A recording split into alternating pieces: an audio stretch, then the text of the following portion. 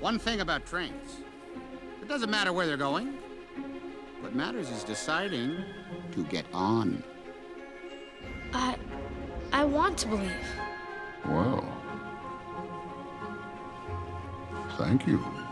You don't want to be bamboozled. You don't want to be let down the primrose path.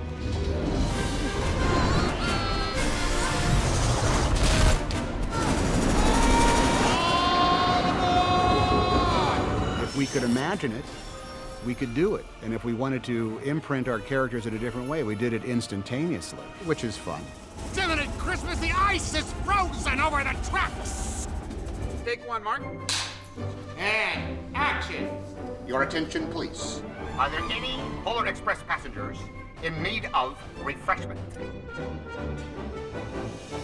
When Tom first brought the project to Bob, it was with the idea that he would play the conductor. If I were you, I would think about climbing on board. With performance capture, you can create any character you want in the computer and have any performer perform that part. Am I right? And in sort of the tradition of the Wizard of Oz, where, you know, this is sort of a dream, if you will. The characters that are on this journey with him are characters that are kind of memories from his real life. Yes, indeed. So, by way of sort of like Bob's insistence and my coming to an understanding of the reasons why to do it, I end up, I'm the boy himself. I believe. Although through many generations of computer artistry and what have you, I'm the father. Gotta be asleep by now. He used to stay awake all night waiting for Santa. I'm the conductor. Watch your step, please. Thank you. No, thank you. As well as the hobo. You mean this guy? And Santa himself.